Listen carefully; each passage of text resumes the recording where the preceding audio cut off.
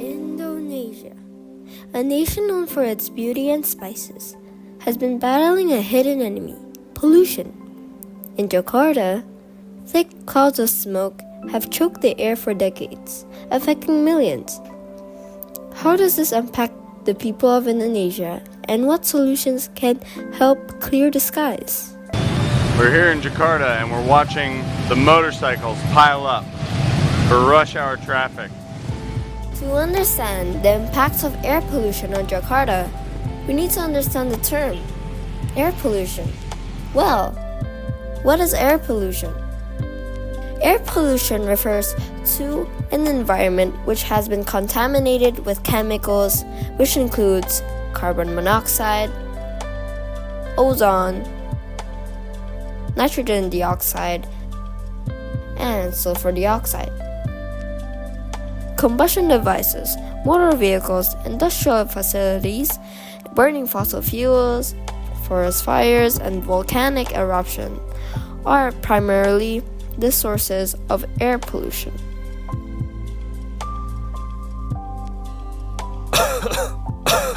You heard that? That is what some Indonesian citizens experience almost every day due to a lot of pollutants floating in the air. Why is it? As of March 21, 2025, the Air Quality Index, or AQI, in Jakarta is reported to be 62, categorized as a moderate, being 2.5 as the particulate matter levels at 18 micrograms per cubic meter. This level exceeds the World Health Organization's recommended guideline of 15 micrograms per cubic meter, indicating potential health concerns for sensitive groups.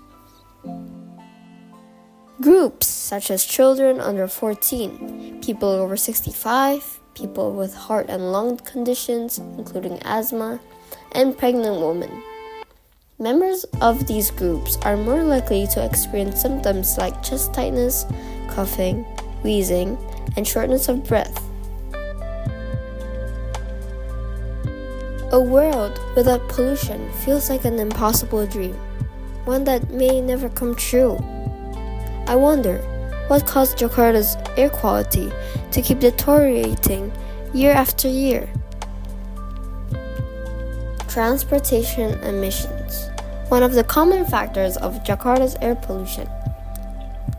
Jakarta is notorious for its severe traffic congestion.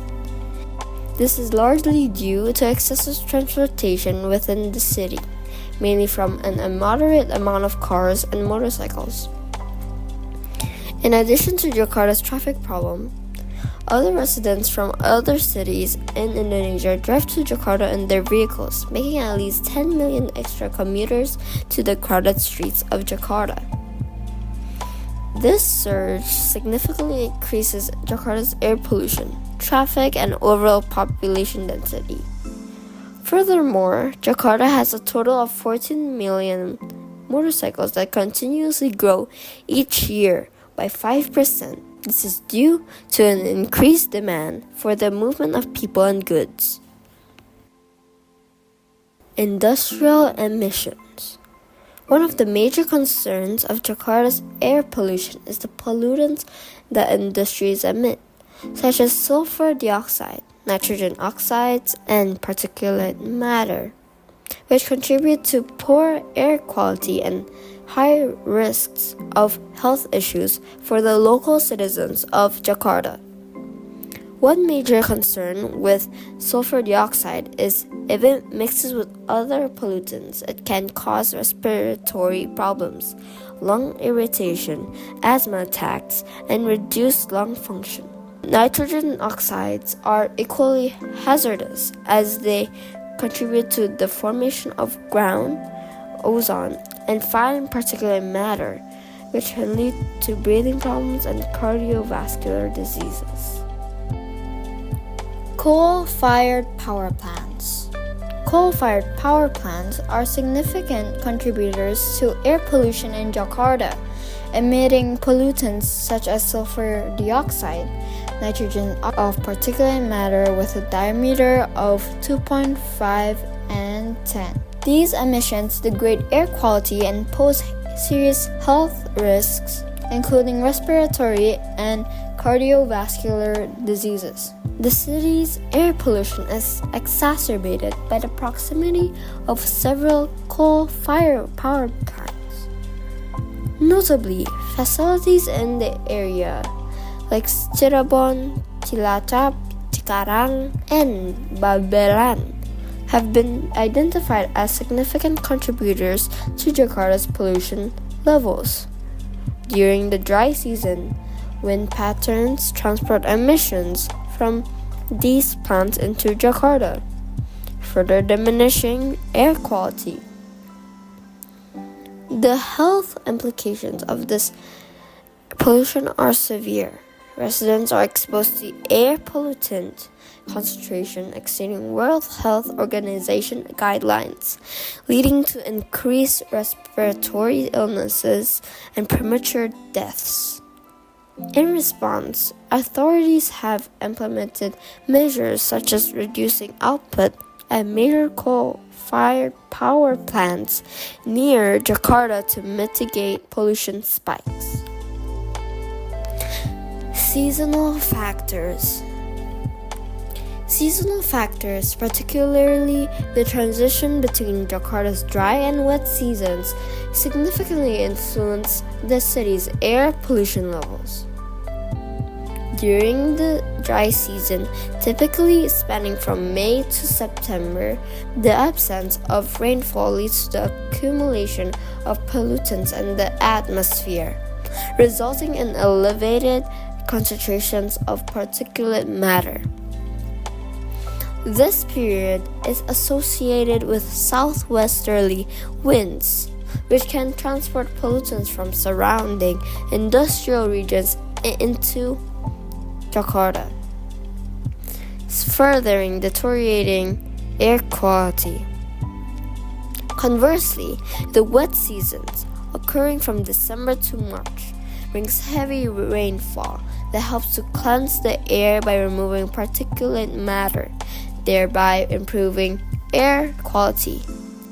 However, during this season, wind patterns can shift, causing pollutants from coal-fired power plants and factories west of Jakarta to be carried into the city, contributing to pollution levels. So, what are the impacts of air pollution? There are three main impacts that pollution has on a specific area, like a country or a city, like Jakarta. First, we will be moving on to health impacts. Exposure to air pollution is associated with a range of adverse health outcomes, including respiratory diseases, cardiovascular conditions, and premature death. Both short-term and long-term exposures can exacerbate existing health issues and lead to new ailments. Next, environmental impact. Air pollution contributes to environmental degradation, affecting ecosystems and biodiversity. It can lead to acid rain, which harms forests and aquatic systems, and contributes to climate change by increasing greenhouse gas concentrations. And finally, economic impact. The economic consequences of air pollution are substantial. Healthcare costs escalates due to increased incidence of pollution-related diseases. Additionally, air pollution can reduce labor productivity and crop yields, leading to broader economic challenges. What does the government do about this? Well, the Jakarta Environmental Agency introduced a strategy for air pollution control in September 2022, which includes 70 action plans aimed at reducing pollution levels. These measures focus on monitoring air pollution, improving public transportation, and increasing the use of cleaner energy sources. Additionally, the government has introduced policies to limit emissions from industries and vehicles, while also encouraging greener urban development. However, enforcement of these policies remains a major challenge. To curb emissions, Jakarta has imposed stricter regulations on industries and vehicles, requiring businesses to adopt cleaner technology and mandating emissions testing for vehicles. The government has also introduced low emission zones in certain areas to restrict high polluting vehicles from entering. Additionally, there are financial penalties for industries that exceed pollution limits. Despite these regulations, many industries and vehicle owners still fail to comply, worsening the air pollution crisis. While Jakarta's policies are a step in the right direction, enforcement has been inconsistent, leading to continued high pollution levels. Many industrial facilities still operate without proper pollution controls, and vehicles' emissions testing are often bypassed. As a result, pollution levels remain dangerously high, prompting citizens to take legal action against the government for failing to provide clean air. In 2021, Jakarta residents won a lawsuit that forced the government to strengthen air pollution control measures, but implementation has been slow. Well, what can we do as Jakarta citizens to take on the responsibility to lower these pollution rates? Jakarta residents can take individual and collective actions to help lower air pollution levels. By participating in vehicle emission testing, opt for public transportation instead of private cars, and support green initiatives such as green planting programs. Advocacy efforts such as pressuring the government to enforce stricter regulations have also proven effective. Additionally, reducing energy consumption at home and in business can contribute to lower emissions. Raising awareness about air pollution and supporting policies for cleaner air are essential steps for long-term improvement. Thank you for listening. See you next time.